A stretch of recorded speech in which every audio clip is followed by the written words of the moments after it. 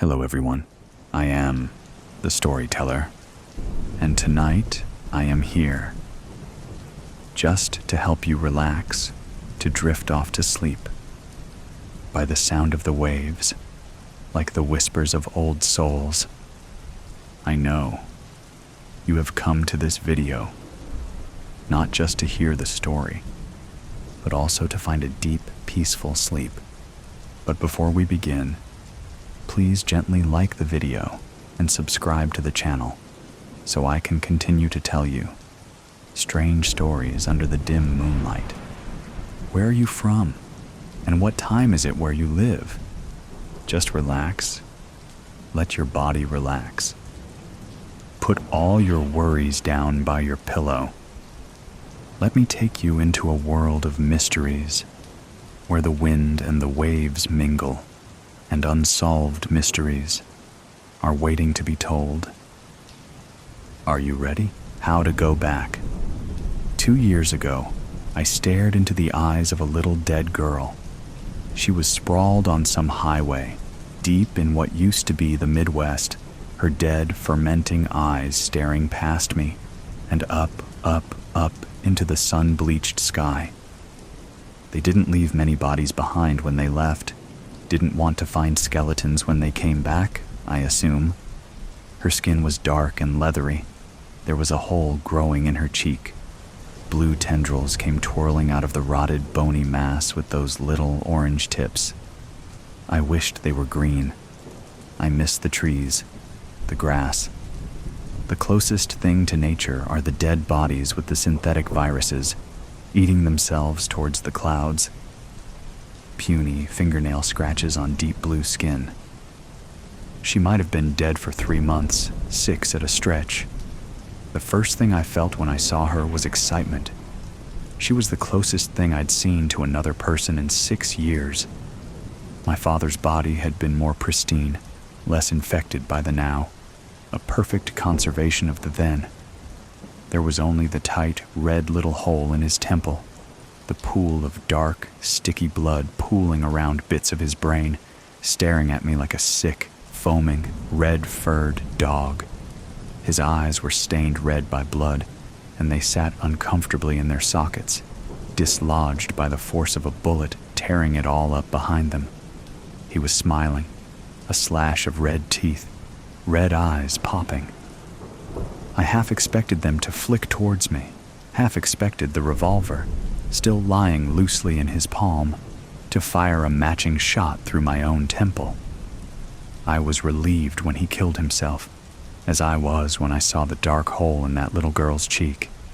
I took the gun, I took his shoes, I turned around, and I left.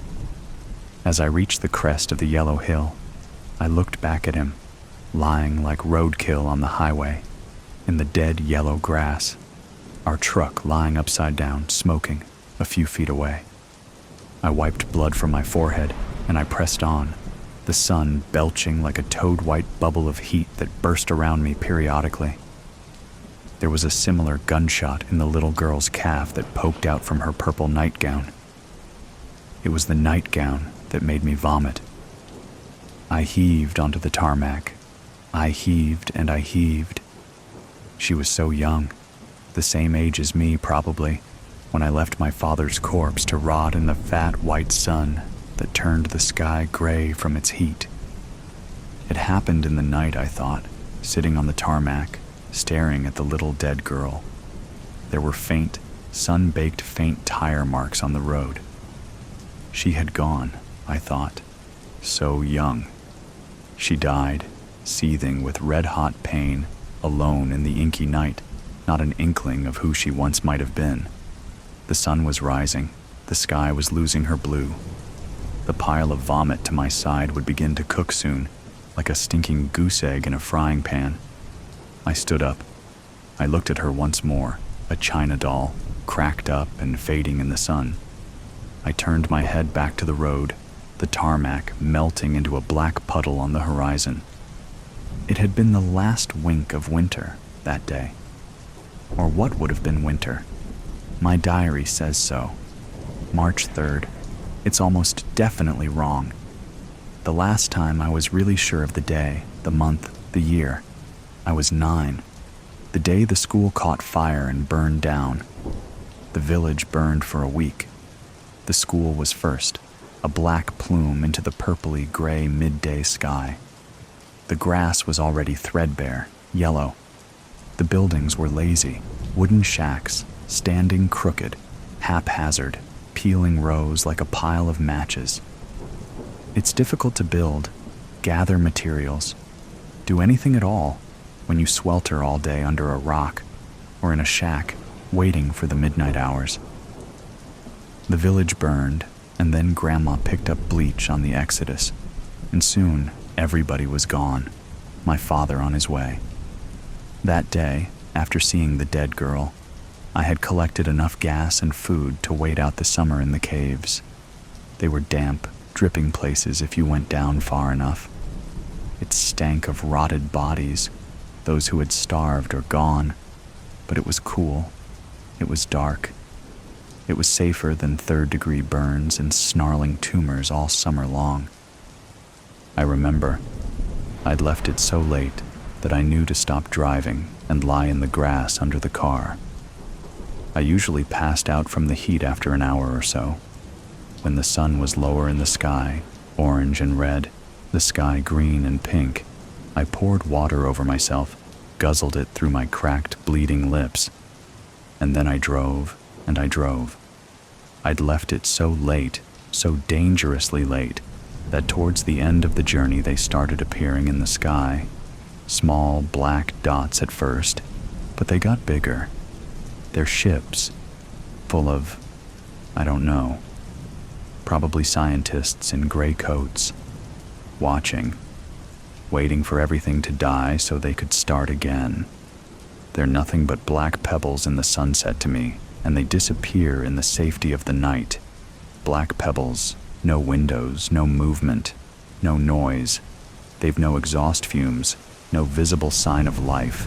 They just float calmly in the sky, black beads, watching as Earth eats itself like a coyote starving in the desert, picking at its own ribcage for morsels of its fleshy stomach. A stomach long gone. That little dead girl was a premonition, I suppose. It had been a silent, dissociative half-decade of white, silent heat. Each year dripped onto my lips like the last of the water in the hip flask I dangle now, as I speak, above my head. I should have been gone for the caves days ago. I stand on the roof of a gas station. It's midday. The sky is clear and gray. The yellow-brown plains sprawl outwards, forever on all sides. The highway cuts a black line down the middle. There's the occasional Lone Ranger, a telephone post in the distance, the hollow carcass of a tree. It's silent. So silent.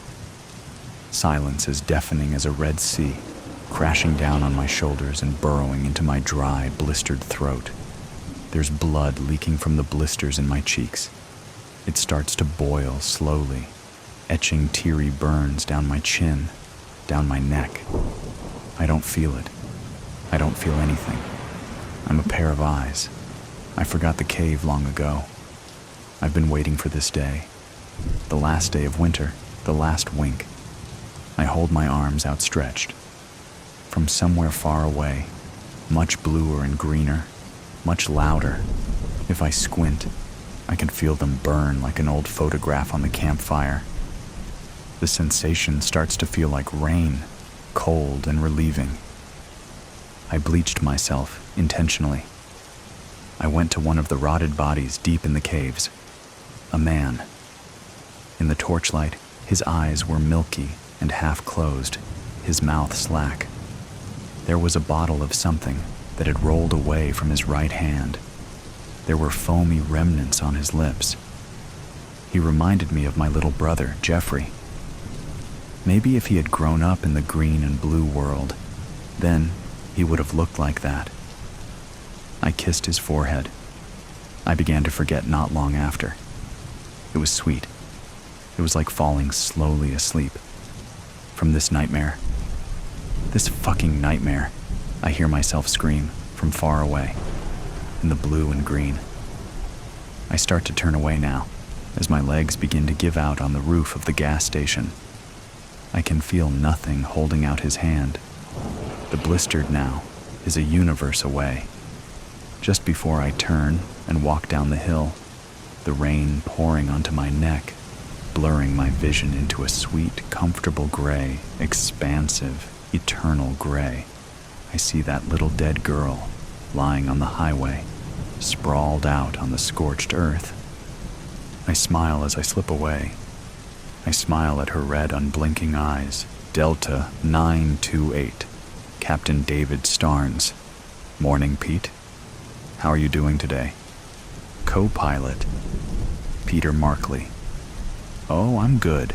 Just glad I made it on time. Traffic was a bitch this morning. How are you, Captain? Starnes. Feeling just fine.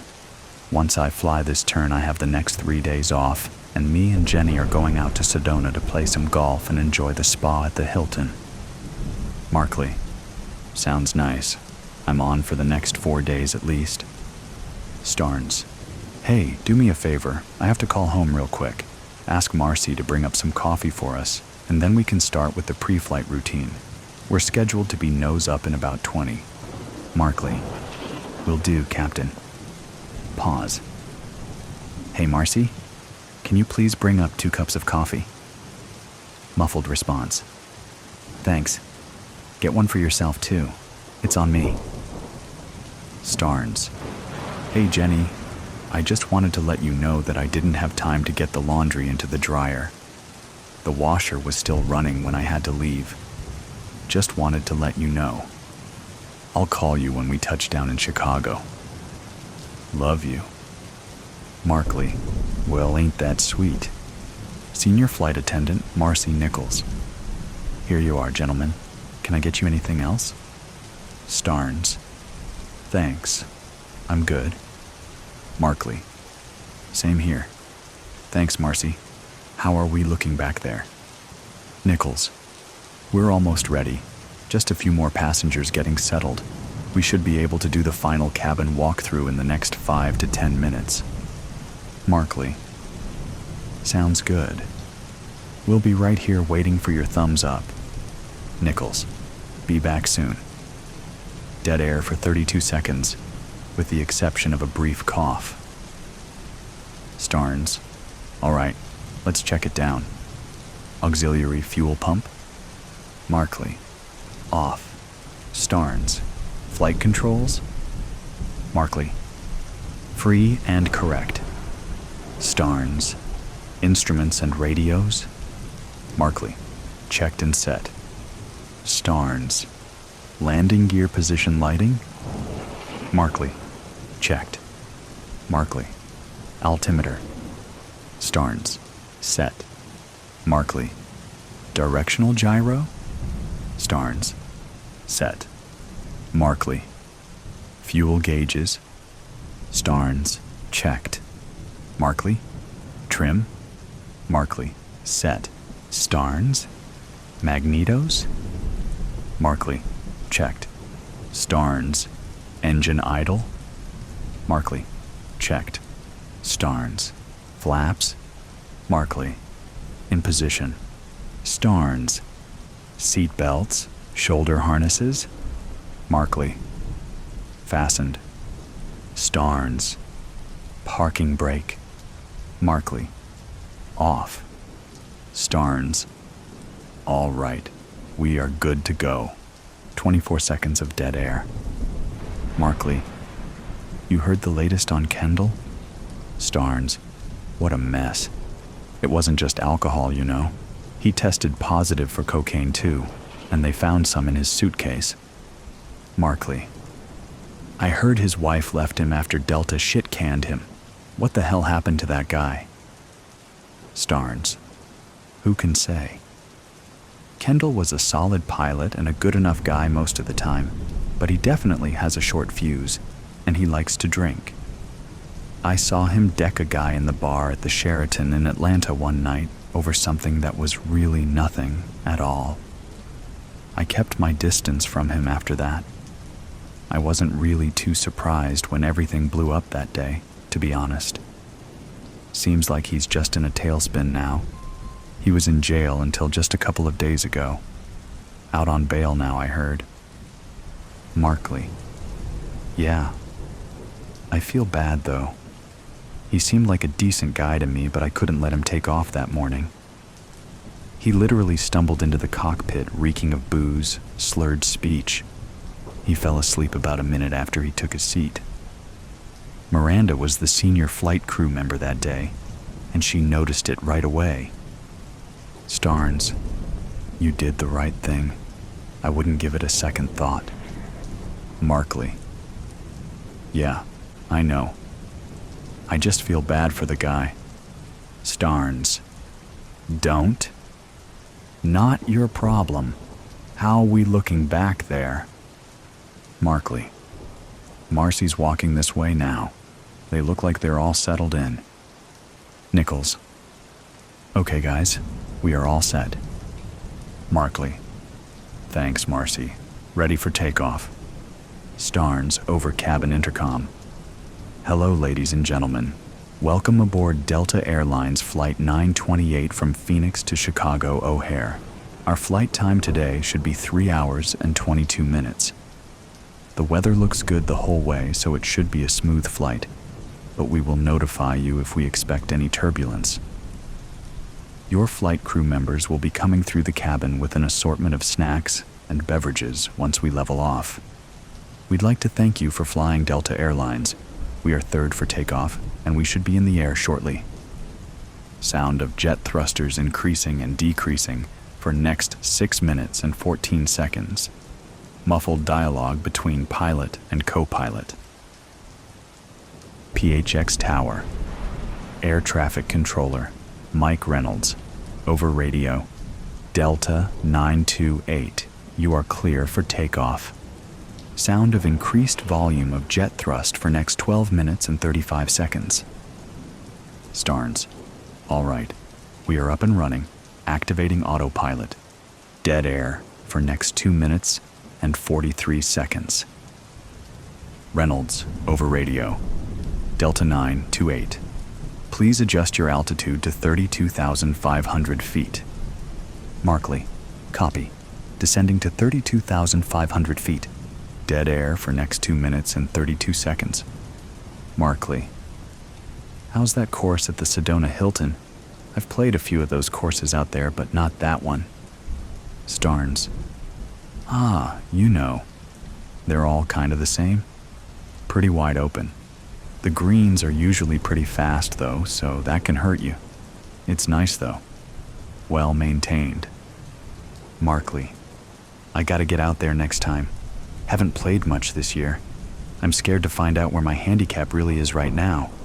At least an 18. Starnes, chuckling. I brought in a 78 with 4 birdies at Sun Valley last week. Markley. Nice shooting. You gotta teach me how to keep it in the fairway. My drives are all over the place, I swear. Dead air for next 54 seconds. Starnes. This is my 3rd turn in the last 24 hours. All right with you. If I catch a little shut-eye for a while? Markley. No problem, Captain. I'll rouse you back up if necessary. Starnes. Thanks, Pete. Dead air for next 54 minutes and 22 seconds. Sound of knocking on cabin door. Sound of door opening. Nichols. Gasping and speaking quietly. I'm so sorry. He made me open the door. He has a knife. Former Delta Airlines pilot, Marcus Kendall. Enough. You've done your part. Just give me all those little whiskey bottles and get back there and keep everything cool. If I hear one sound near that cabin door, everyone is going to regret it quickly. Remember, if I kill these two, then I'm the only one left to land this plane. Overlapped with sounds of motion, as well as inaudible comments from Starnes and Markley, followed by the closing of the cockpit door. Starnes. Marcus. What the fuck? What is this? Kendall, this has nothing to do with you, Dave. I'm here to see Pete. Here, take this though. Sounds of a struggle followed by painful gasps, cries, and heavy breathing for next 18 seconds from Starnes. Shouting from Markley. Markley. Jesus, Kendall. What the hell are you doing? Stop. Kendall. You better get back into that co-pilot seat before you get hurt, Pete. I think we both know how a fight between me and you would end, even if I didn't have this knife.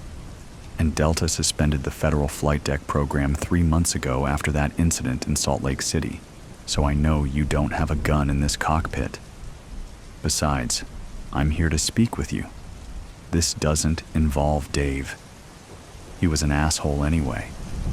I need this seat. Sounds of seatbelt unclicking, followed by a thud. Kendall. Shit. Look at all the blood in this seat. Give me your jacket. I gotta wipe this up a little. Markley. How did you even get on this flight? How did you get a knife on board? Kendall. I worked for this airline for 17 years, Pete. You don't think I know how to get around? You don't think I know some people who will help me out if I hand them $500 cash? Baggage handlers make shit for pay, you know? It's a pretty thankless job. Those guys aren't exactly rocket scientists. Dead air for next 16 seconds. Markley. Christ, Marcus. What are you doing?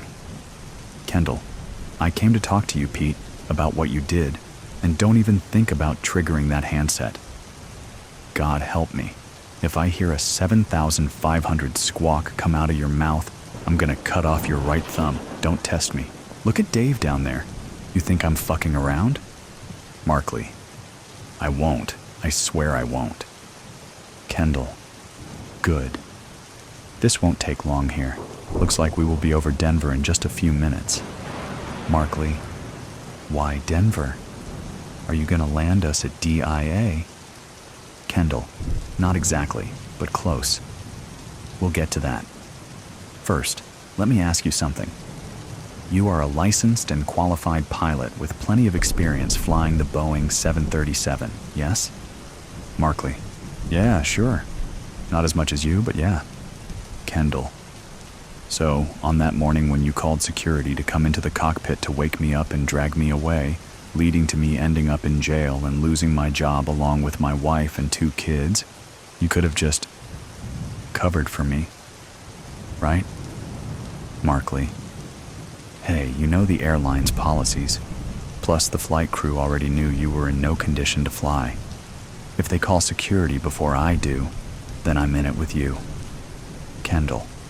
Yeah, so you just decided to ruin my life instead of taking that chance. That's what I thought. You are a little pussy, Pete. Do you know that? I bet you've been a little pussy for your whole life. Markley. Marcus, we're losing altitude fast. We are well below 20,000 feet, and we are way off our flight path. Dead air for next 22 seconds. Automated voice from instrument panel. Warning. Altitude. Warning. Altitude. 15,000 feet. Markley. Marcus, we need to pull up right away. Dead air for next 14 seconds. Kendall. You know what, Pete? I don't really care what you have to say. I just wanted to be here with you for the end. I was originally planning to fly us straight into one of those high sheer cliffs up in the Rockies, but then I came up with a better plan. Automated voice from instrument panel. Warning. Altitude. Warning. Altitude. 12,000 feet. DIA Tower, Air Traffic Controller. Miles Cordry, Delta 928. We are showing you coming towards downtown Denver and descending below 10,000 feet. Are you in distress? Do you need us to clear a runway for you at DIA? Kendall, kill that speaker. Automated voice from instrument panel. Warning. Altitude. Warning. Altitude. 8,000 feet. Kendall, I know you can't kill that one. Anyway, rather than just pushing us into a mountain face, I decided it would be more fun to do this. Sound of increased wind shear, muffled screaming coming from the cabin. Automated voice from instrument panel. Warning! Altitude! Warning! Altitude! 6,000 feet. Markley. Jesus, Kendall. Please pull up on that stick. We are almost nose down, and we won't be able to pull out of this dive if you don't do it now. Please, don't do this. Automated voice from instrument panel. Warning. Altitude. Warning. Altitude. 5,000 feet. Kendall. You see that down there, Pete? You see that? I timed it pretty damn good, didn't I? That's downtown Denver right there. I don't know if I should target one of those tall buildings or try to put us down on a busy street. I guess I'll just have to play it as a last-minute decision. You got a preference? Markley. Dear God, Marcus. No. Automated voice from instrument panel. Warning. Altitude. Warning. Altitude. 3,000 feet. Kendall. I was considering it, and I just thought it would be better to put us down here rather than up there in the mountains. This way, there will be some good collateral damage and lots of great fiery video reels for the news. People love watching other people die in horrific ways when they watch the news, you know? That's basically what they tune in for, mostly, Pete. Let's give the people what they want today. Markley. Hail Mary, full of grace, the Lord is with thee, and blessed are. Automated voice from instrument panel. Warning. Altitude. Warning. Altitude. 2,000 feet. Kendall, over cabin intercom. People, you might want to buckle up and return your seats to the upright position. We will be making an unscheduled landing in downtown Denver in about 30 seconds, and I think it's going to be a rough one. Markley. And blessed? Blessed are thou among, gasp, women, and blessed is the fruit of. Automated voice from instrument panel. Warning. Altitude. Warning. Altitude. 1,000 feet. Kendall. Open your eyes, Pete. Open your eyes. You don't want to miss this. Look at all those cars and people down there. We are going to be front page news. Here we go. Here we go, Pete. Count it down with me. Come on now. 3, 2, 1. The captives. I have been a prisoner in this camp for more than 1 year. Many of us have died, mostly at the hands of our captors, but some from disease and trauma. Somehow I have survived, but it hasn't been easy. They beat us mercilessly today with leather straps. At least 4 men surrounded us and whipped us. They yelled at us, "Move, you stinking beasts!" They made us run into a wooden structure, then locked us in. I was afraid they would light the structure on fire with us locked inside. But whipping is not the worst. One of the men used a red-hot iron on one of us. I will never forget the screams of agony from that poor chap. It left him with horrible burns. He died soon after. I would estimate there are about 100 of us in this part of the camp. There is a big turnover, with new inmates showing up daily. About every 5 days, about 10 inmates disappear, and 10 new ones are brought in. We are given very simple food to eat, usually either a slurry of corn or a bucket of fetid mush. The captors often walk back and forth laughing at us as we try to eat. Most of the time we have to squeeze our heads through the bars on our cells in order to get to the food. The beatings and torture are bad, but there is something worse. Several female inmates came into the camp pregnant. When they gave birth, the men in charge immediately took the little one away, not even giving the mother a chance to see or bond with it. I can't think of anything more cruel. A few days ago, they came into our barracks and grabbed 4 unfortunate inmates.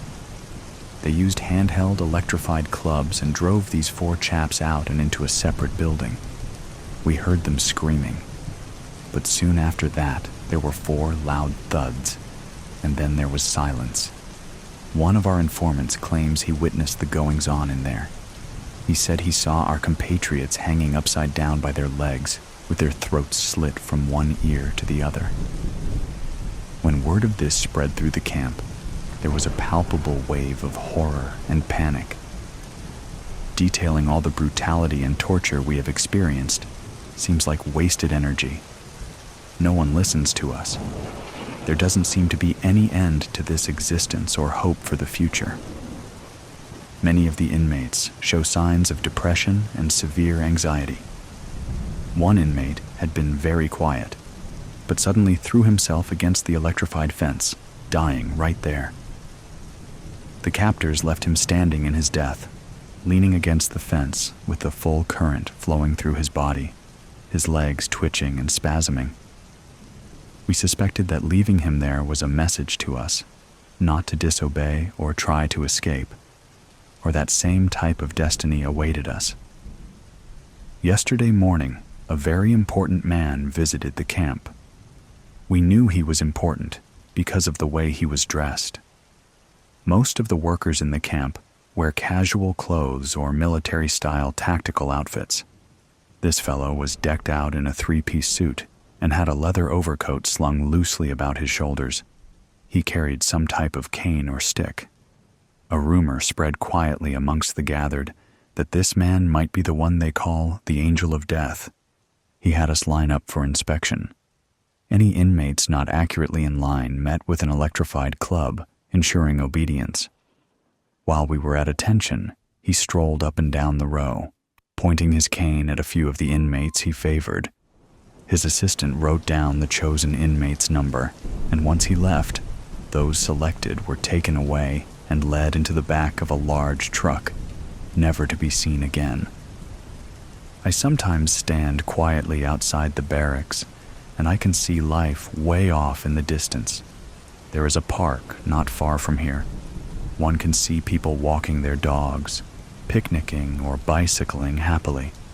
I can even hear the laughter of children as they run through the park with their parents chasing after them. How beautiful, I think, would it be to stroll in a park, saunter down to a babbling brook up in the hills, or eat peacefully without the fear of violence. I know it's just a matter of a brief time until my life comes to an end. I've lived this nightmare existence longer than I expected. When I first arrived, other inmates told me I probably wouldn't last a month. But I have seen many come and go, to a fate unknown. It would be all too easy to give up all hope. But when all seems lost, one still has the right to dream. That is something they can never take away from us. My dream is to live long enough to see an end to this incarceration and torture, and perhaps even get home to my family, if they still exist. There doesn't seem to be any hope of escape. The camp is too cleverly constructed for that. In fact, in some inmates, there seems to be almost a sense of resignation and acceptance of their tragic existence. I believe they call that Stockholm Syndrome. Generally, our captors do not engage us in conversation or ask us anything. They usually just walk by as if we don't exist. When we moo, they don't seem to understand what we are saying. I suspect they would at least try to communicate with us if we were human beings rather than cows. But today, uncharacteristically, one of my captors stopped at my cage to chat with me. He was one of the youngest of the men and sounded sensitive and caring, as strange as that may seem. But what he said really confused me. He mentioned that he doesn't eat meat and that he doesn't agree with the use of animals for food. I really didn't understand what he meant by that. After all, what is meat? Bob Barker and the price of cookies. If Bob Barker was dead, he apparently was making the most of it. Bev checked the date on the magazine, guessing this bundle of BLTNs had gathered dust on some post office loading dock until some chuckle-headed awoke from their civil service coma. November 2024. She angrily brushed the white hair from her eyes as the early November winds buffeted the mailbox bank, then located the mailing label that cheapened the high-tone, heavy matte cover. Bev's old stylist had been a pretentious little bee with a stack of thick, chic, hoity town and countries in the waiting area, hoping to attract a classier clientele to her shitty little dump of a shop next to the campus Domino's that smelled perpetually of pepperoni and perms. Upshot was, somebody was going to have to get their hot goss at the Gas End Gulp or the Great Clips like a normal peon this month. Thanks. Beverly L. Tryon, 107 Oakline Drive, Millington, Illinois. Bev blinked and re-examined the other two cover boys. She was pretty sure Jimmy Buffett had sailed off into the sunset not too far back. Her hairball ex would have held a 3-day wake for the man if he hadn't already cracked his parrot head 3 Februaries back on his way from the VFW to the Moose after the last of the vets cut him off. The Legion already had turned off the spigot, and Lend canned the VA shrink halfway into intake, opting instead for his former wife's counsel to grow a set and just get over yourself. The third didn't ring a bell with Bev. Dimly familiar old black guy who sported at least a 5-pack, and who might have been handsome if, well, you know. Whoever he was jamming out on some unnaturally white beach with the purportedly late Price is Right host and the patron saint of every midlife mess who'd ever dropped the mortgage on a PT Cruiser. By the way, apparently not J.D. Power's top pick for surviving a collision with anything much larger than a pop-top. She read on. Come on down. The 3Bs rock their second anniversary with Rita's and Rhythm in Paradise. Bob Barker raises the curtain on his mega canine rescue and personal crusade against poverty, while Jimmy Buffett and Harry Belafonte share their greatest hit island recipes, including the greatest cheeseburger this side of paradise. Bev frowned as a dead maple cottonwood cyclone teased her varicose ankles. She didn't care for Bob's new tarnished silver mane, and the alto sax was certainly a new one on her. Buffett wailed on his Martin guitar, part of a treasury of parrot head trivia she'd inherited along with the deed to a charred cube of Cruiser. Belafonte, she now recalled from the piece-of-shit Beetlejuice movie her daughter had dragged her to after the divorce.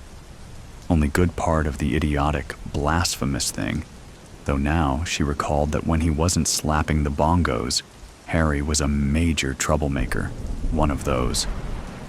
I thought he was dead.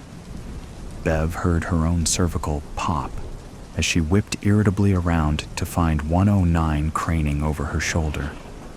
Though she'd ascertained ownership, Bev hugged the slippery magazine protectively to her chest. If I could just...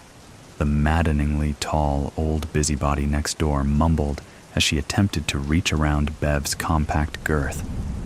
Bev leapt back, and the amazing 6-foot woman scooped an impossible stack of catalogs and political flyers from inside her narrow Ace Hardware box. Bev suspected she was a libtard. She kept a patch of weeds and hay between their houses with a sign about how she was a friend of the butterflies. The city wouldn't do anything about it. Must be some kind of marketing campaign, 109 chirped, extracting her own sleek BLTN from the pile. What do you think that stands for? Probably like AARP, but I got that Saturday. Huh, addressed to me. Weird. Maybe the O people sold my name to a mailing list. Bev's jaw tightened. Her neighbor tapped her ET forefinger on the mailing label. See that in the corner? 1/7. 7 freebies to lure us in, then the sales pitch. God, I thought Belafonte was dead. You know, my mom actually met him during one of Dr. King's marches. I'm freezing my ass off. Later, Bev grunted, scuttling across the street, narrowly averting a Domino's driver who apparently thought 30 minutes or it's free was a personal code rather than a desperate marketing plea. The card floated to the olive shag as she slammed the front door shut against 109 and the others, those who'd wormed into the downtown fringe with their hippie gardens and rainbow flags and black Antifa Lives Matter and socialist blue yard signs as her neighbors cashed in one by one. Steadying herself on the doorframe, Bev bent painfully to scrape the cream-colored card from the filth and fibers. This subscription is a very special gift from Aileen. We hope you'll enjoy our thoughtfully curated articles, Bev snorted, and that truly BLTN enriches your understanding and perhaps even your life. With love, Aileen. Christ, Bev breathed, dropping into the threadbare Thomas recliner Len had neglected to include in the prenup. Aileen. There was a cousin Eileen on Dad's side, and two Count-em Ellens, one a little cunt on the Millington High cheer squad who'd made her senior year a nightmare, the other a bigger cunt of a cousin on Len's roster who she hadn't seen since her ex's 40th. Bev studied the 4x6, logo-embossed card. She realized the signature was handwritten. That itself seemed hinky. The magazine had slipped between cushion and arm, and Bev cursed as she worked it free and flipped open the stiff cover. Barker stood, arms crossed, in an improbably green field under an impossibly blue sky, surrounded by seemingly thousands of people each holding a dog.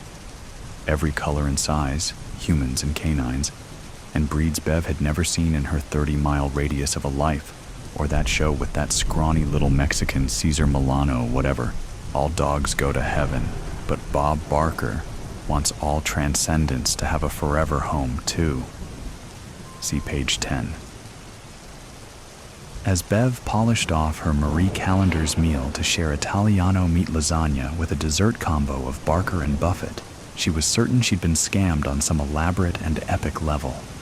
The old bait and switch, Len would have called it, probably. What was the phrase? Catfishing her for her Discovery card information, or Social Security. Bev's old pal, Wikipedia, had confirmed Barker had died in August 2023, 1 cent short of 100 of the Alzheimer's. Unless they'd discovered some miracle cure for dementia and rigor mortis, Bev suspected somebody with a computer had deep-faked up the entire photo spread like they had at the Capitol back in 2021. Buffett had nibbled his last sponge cake about a month after Barker'd cashed in, and Belafonte's tickered kicked out in April the same year.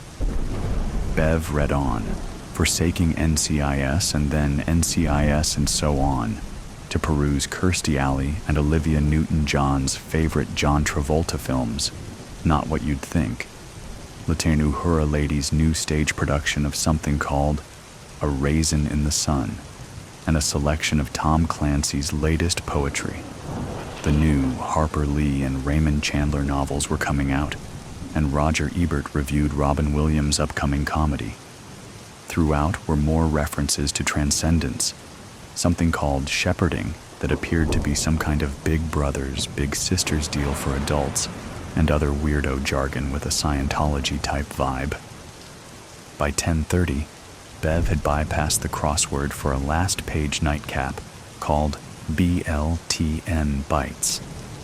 At first, she recognized none of the 8 mugshots lined up along the bottom of the inside back page, and she fumbled her Walgreens cheaters on to see just what this shit was all about. I'd sacrificed my creativity for what I thought were family responsibilities when I actually had surrendered what I loved for family expectations. Now, I sacrifice nothing. Tina H. Shepherding has opened the doors that kept me in darkness as a husband and father. Sergio F. As I help heal tortured and guilty souls, the cries of the camps finally have begun to fade. Gerhard W. I'd tried to treat my wartime nightmares with liquor and marriage, except I was only chasing poison with poison and a toxic relationship. Leonard T. Bev paused at that last, scrutinized the accompanying thumbnail, a beaming, tanned, mustached man who appeared to have lost a good 40 pounds and a network of broken capillaries. Len seemed to be smiling up at her, not in contempt but with an infuriatingly pitying joy. Bev frisbeed the magazine across the living room. The second edition was in the mailbox Friday, slumming with the Miles Kimball / Harriet Carter catalogs and Subway and Arby's coupons. Doris Day, Grace Kelly, Janet Leigh, and big-boobed Kim Novak adorned the cover this time, sharing a jumbo bucket of popcorn under a theater screen filled with a doughy, inscrutable face. "We too!" the blood-red headline screamed. Hitchcock's blondes talk Weinstein, micro and macro aggressions, and traps and tips for tomorrow's Hollywood 2BIs. Bev's faintly glaucomic eyes did a full loop as she wondered what in the fuck a 2B was, and she turned from the trio of mailboxes before glancing about the dead, gray block and sneaking a peek inside 109. Beef and cheese and teriyaki chicken, Harry and David and Land's End catalogs, and 109's own copy of BLTN. Bev started toward 108's box, but a chipper voice shattered the frigid November air, and she tasted copper. "We have to quit meeting like this," 109 murmured, with a theatrically arched eyebrow, towering entirely too closely. "Oh, it's here. I was hoping. This would have been perfect for Thursday chemo." The WNBA's eldest draft pick looked more Panera's or Whole Foods than Arby's or Subway, pale and knobby and the color of chicken skin. "Shoot, I was hoping maybe you'd want mine," Bev lied, waving the glossy magazine. "You don't like it?" Uzdokas gasped. "I find it so affirming. You know everybody in there's dead, right?" "Everybody," Bev echoed. "Sick. I mean, what's the deal? Is this some kind of, what do they call it, cyber scam?" They don't have a website, I checked, so not really cyber. And if this is a scam, it's an awful expensive one, don't you think? Did you notice there are no ads, no information about subscribing? How do they pay for this whole production? You know what I think maybe this is about? Second chances, better choices, leaving regrets behind. You know what performance art is, right? I think maybe this is like performance journalism. Bev remembered how good fucking Len looked, considering his past stint as 240 pounds of flame-broiled road chuck. "I think you're batshit crazy," she snapped, struggling across the street with her slippery bundle with as much dignity as she could attempt to muster. Back in the cost-efficient, 60-degree comfort of her living room, Bev ripped through the December BLTN, scanning the names and faces of the dead. Cronkite, Winehouse, Plath, Walters, Shakur, Bogart, Cobain, Dr. King, Mr. Spock, the famous dead Kennedys building homes with Eisenhower, Johnson, Nixon, and a lanky and badly styled goateed fellow who, if Mrs. Werschnick's fifth-grade history served her, had taken one in the balcony 40 and some odd more ago. This time, Bev snatched the card mid-flight, a gift from Aileen. Just between us. Aileen. The tone was indefinable, the silence that followed arctic. Bev stumbled backward against the recliner's arm. "Nat, do you know any Aileen? Wasn't there an aunt on your dad's side?" "You never listened." Bev's daughter sounded a decade older, though it had been a little less than 3 years since they'd last exchanged a spoken word. "What?" "You never listened. You couldn't hear anything through your anger and hate. You wouldn't hear anything." God Natalie's voice broke into harsh, strained sobs. "The hell are you babbling about?" Bev snapped even as her fingers trembled around the smartphone. Of course, it was us too. We wouldn't hear it. Him. Her. Oh, fuck. We thought we were the victims. We were the ones in pain. But you. Fucking you. Bev was now holding the phone in both hands, perched on the Thomas's arm as if suspended over infinite space. I'm not sitting here while you fucking cuss me out. You called me, Nat shrieked, gasping and now laughing murderously. After all this time, you called me to remind me what a poisonous, soulless, hateful old cunt you are. Well, her daughter panted. Well, I guess better late than never. Right? Right? The phone slipped from Bev's arthritic fingers as she fell back into the cushion, veined legs kicking, folded and trapped on her back like a tortoise wearing its carapace beneath the skin. Nat's unearthly rage and madness crackled somewhere in the deep green pile below, a blaze her mother was powerless to extinguish. Just between us. Before the evil took hold of him, it was their little joke. One more thumbprint cookie, an extra slice of Kroger cake or Baker's Square French silk before Mom scooped him up for supper. A reminiscence or chuckle her woke daughter would never have tolerated. We'll keep this our little secret, just between us. When Aiden finally confided in Grandma, he'd turned it against her, and she wasn't going to be extorted by a spoiled, sick 13-year-old.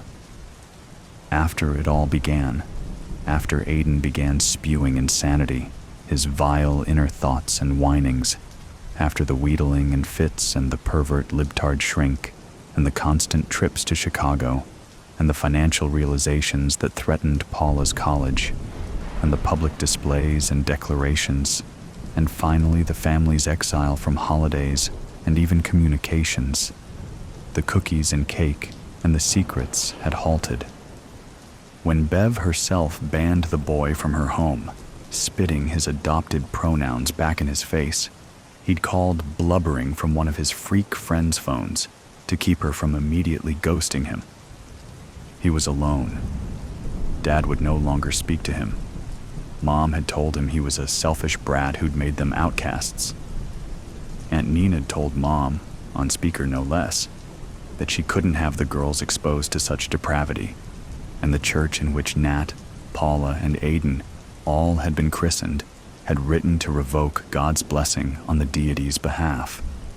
Grandma, just between us, I kind of feel more and more like just killing myself.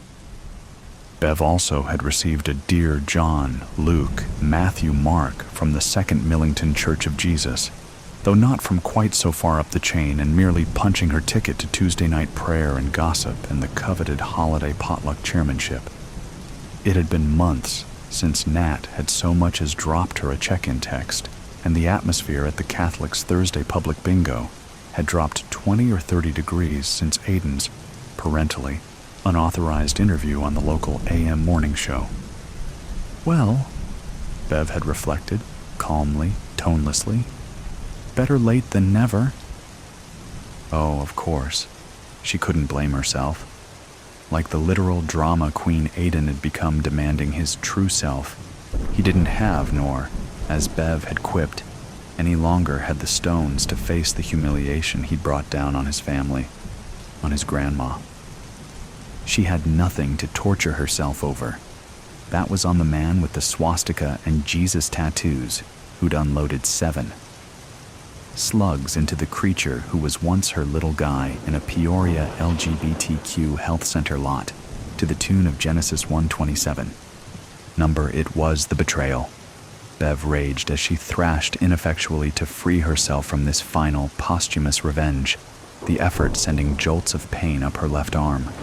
He'd broken their pact, the little bastard. Or bitch. Finally, a young feminine voice pierced the growing fog. Bev blinked up at a figure perhaps not as lovely as Aiden had been handsome, but somehow far stronger. Better late than never, I guess. Miss? She'd been halfway down 107's weedy walk when she turned beaming to the gaunt, middle-aged woman gripping the porch rail next door, as if she were awaiting the first life raft. The long, frail neighbor woman was smiling uncertainly back, apologetic concern in her deeply sunken eyes. "Hello," the girl greeted in a rather low but somehow comforting tone.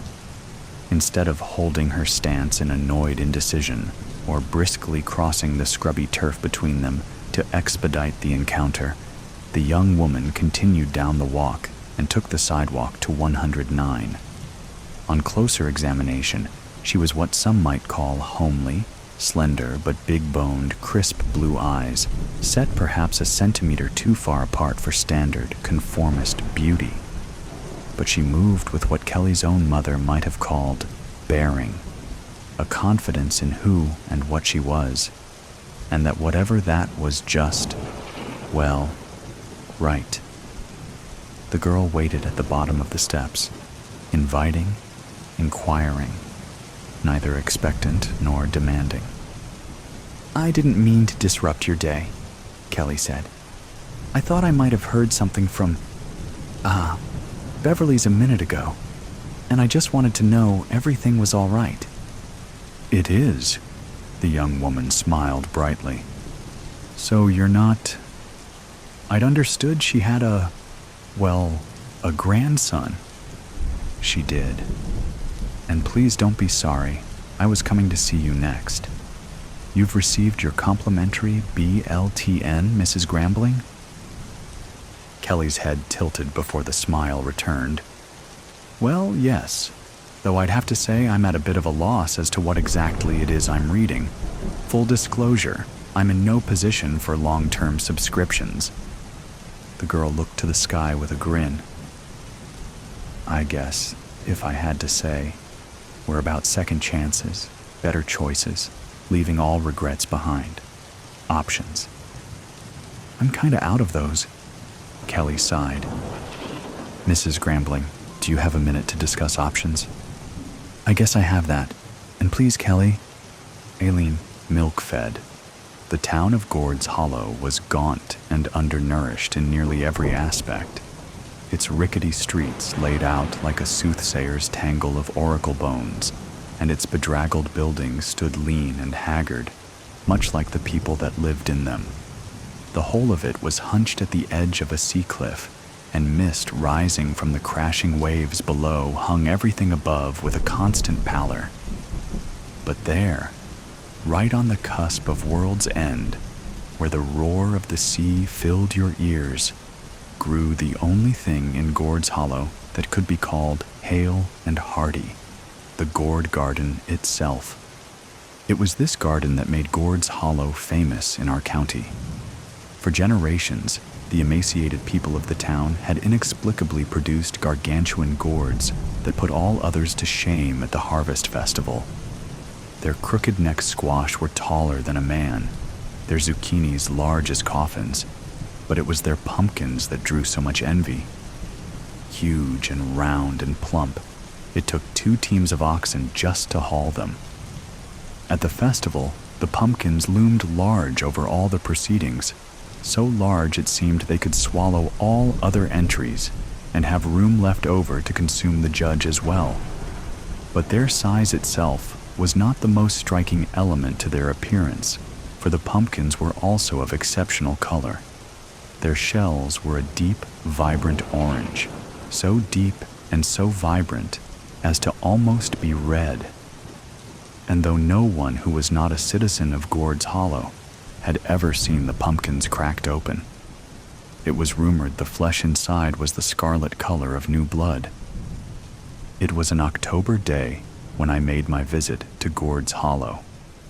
They had kept the secret of their pumpkins close for too long, and I was determined to discover their methods for growing them, by honest means or otherwise. Outsiders were uncommon in Gord's Hollow. My presence drew a searching eye from everyone in the streets. Nonetheless, I conducted myself straight to the garden's fence, a spindly wrought iron affair, and gazed through the bars at the great mist-shrouded fruits inside. "They're a sight to see, eh, stranger?" A voice called over the drone of breaking waves. The speaker was slim, as were all the townsfolk, but he wore a smile as he extended a bony hand. "Indeed," I replied, taking his hand, which I noticed felt almost as if it carried no flesh. "Would it be possible to get a closer look? I am a botanist, and I have never seen such magnificent plants." "Apologies, sir, but I don't carry the key." He nodded towards the chain wrapped about the gate and secured with a heavy lock. "Could you direct me to the person who does?" Again, my apologies, but the gourds are off limits to visitors. The man smiled consolingly, and I noticed his gums were nearly the same pale color as his teeth. "Could you perhaps answer questions about them then? I am very curious to know how you grow them to such prodigious size." "Folks that come here are always wondering about that." He lifted his narrow shoulders. "But truth is, there's no mystery to it.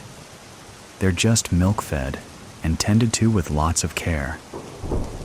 I knew about milk-fed pumpkins. It was a simple process. A small slit was made in the pumpkin's vine and submerged in a dish of milk. Capillary action sucked up the nutrients and accelerated growth. Many gardeners in the county employed the technique, but none achieved sizes like those I saw before me. I am astonished to hear that. I have myself grown milk-fed pumpkins, but not to such a result. Aye. Most folks aren't dedicated to it the way we are here. My interlocutor rubbed his arm as he spoke. We tend to our pumpkins day and night like other folks aren't inclined to do. It's just good gardening and the milk that makes them grow. But what about fertilizers and seed selection? Do you plant them under the full moon?" Of course we do. The man laughed. "But so does everyone else. My name's Jack, by the by. If you have designs on staying the night, my inn is just there." He pointed a skeletal finger towards a corner building with a signboard bearing his name. "You'd be most welcome for supper and to stay the night." I thanked him and accepted his offer. At dinner, two things surprised me. First, there was not a single dish served made from the bounty just outside the door. No butternut bisque, no fried eggplant, not even a slice of pumpkin pie. The second was the tremendous appetite of the locals. From people so lean and weedy, I would have expected reticence at table, but they ate with a gusto I could not contend against. Platters of steak and liver disappeared before I could stick a fork in, and where the thin men put it all, I could not say. I spent the evening introducing myself and leading conversations to the topic of pumpkins, but the line I received from every man was well rehearsed. Milk-fed and careful labor, the villagers were ironclad in their conspiracy. Jack was good enough to give me his finest room on the second floor, with a window overlooking the garden. I had a spyglass in my valise, and, unsuccessful at dinner, I hurried upstairs to see what might be seen before sundown. The mist made it difficult to gather much in detail, but I was able to confirm the diligent care provided by the townsfolk. Through my lens, I saw at least a dozen at work among the vines, some using shovels and hoes, as would be expected, and others employing water cans. But my eye was drawn to some who carried crates of dark glass bottles. I noted that the umbilical vines of each gourd had an identical bottle attached. As I watched, the gardeners exchanged the attached bottles for fresh ones from their crates. "Ah, the milk," I thought to myself. There was a knock at the door, and I slid my glass away before opening it. "Begging your pardon," it was Jack, still rubbing his left arm. "Word is, there's a storm blowing in off the ocean tonight. I'll have to close your shutter." He stepped across to the window before I could invite him in. closed and locked the heavy wooden blinds, and then was back down the hall. As the night progressed, there was no storm, but through the cracks in the shutter, I could see lamplight moving about in the garden, enough to indicate a great deal of activity. I pressed my eye hard against the cracks, but could make out nothing. I threw on my coat and decided it was time for stealth. There was no light in the hallway. As I felt my way along, my feet encountered an unexpected obstacle, and I found myself tumbling down the stairs. I lay in the dark moment. Then a match struck, illuminating the proprietor's face, his sunken eye sockets cast in shadow as he descended the stair towards me. "What do you mean tripping up your guests at the top of the stairs?" I said, a little sharp in my unsettlement. "My apologies. It is my habit to wait on the landing in case my guests ring. I must have drifted off. Are you hurt?" Upon examining myself, I saw, though my pant leg was not torn and I felt no particular pain, a stain of fresh blood had formed on the fabric just below my knee. "The town doctor is just a door over," Jack said, seeing the blood. "No need for that. It can't be much." "I insist. I'll not have my guests injured and going untreated, not when the hurt is on my account." He grasped my arm with surprising strength and pulled me to my feet. The doctor's residence was indeed the next door over, and as I was somewhat forcibly escorted, I caught only a glimpse of the gourd patch. The gardeners were busy, their lamps glowing large in the mists, but I could not make out what duties they performed, though it seemed that some of them lay prone on the ground. The doctor was a short man, though still gaunt and hollow-eyed the same as Jack. He did not seem to have been sleeping before we knocked, and the lamps in his examination room were already lit. As we entered, he stepped quickly to the storeroom door, which had been left slightly ajar. Before he closed it, I saw its shelves were lined with dark glass bottles. "A tumble down the stairs, you say?" The doctor waved me towards a chair. "We'll have you stitched up presently." I sat and allowed him to lift my blood-stained pant leg. I was surprised to see my shin revealed unscathed. The doctor and I both stared a moment. Then I looked at Jack. His left arm, the one he was accustomed to rubbing as he spoke, was held close against his body. I had not noticed before in the dimness of the lamplight that his elbow was dripping wet. "It's not my blood," I exclaimed, feeling foolish to be in the doctor's chair while another man stood injured. "It's yours." Jack looked down at his elbow. The doctor moved swiftly to his cupboard, from which he extracted a tourniquet, and then to Jack's arm, where he applied it with expert efficiency. As I watched the speed at which the doctor worked, I was first impressed by his talent, but secondly, I became impressed by Jack's composure. He stood undisturbed by his treatment, as if it happened every day. Then I wondered that neither man had taken a moment to examine the source of the blood, but proceeded as if they already knew where the laceration lay. As I considered this, a horror needled into my brain. "Milk-fed," I whispered.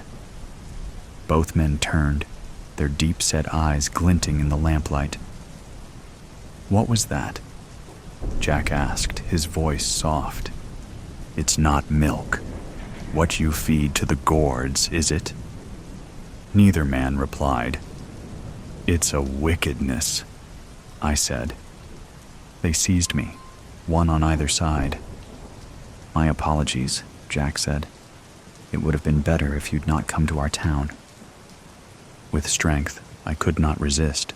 The two men pulled me outside. The doctor lit a lamp, and I was pushed towards the wrought iron garden gate. The glow of workers' lights haloed the gourds as I was drug along. The crooked necks stood taller than my head, and the marrow squash were laid above the ground like unburied coffins. At the foot, the great orange gourd, I was forced to my knees. "This is what it takes to grow them to such magnificence," Jack hissed as he bound me hand and foot.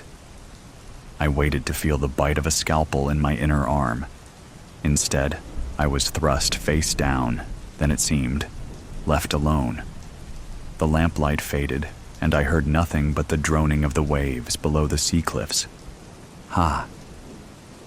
I laughed to myself, suddenly realizing what I had done. I'd come to Gord's Hollow to steal their pumpkin-growing secrets so I could beat them at the festival. But I had been seen through, and this was their prank to teach me a lesson. I raised my head to cry that I knew the game was up, but before my mouth could open, I heard a quiet sound, subtler than the distant waves. It was a sound of movement, like tiny curly vines worming over crumbly loam, a sound of searching, like a great umbilical stem yearning to be fed, and then with a prick of pain, a sound of gentle susurration, as of a baby's mouth sucking fresh warm milk.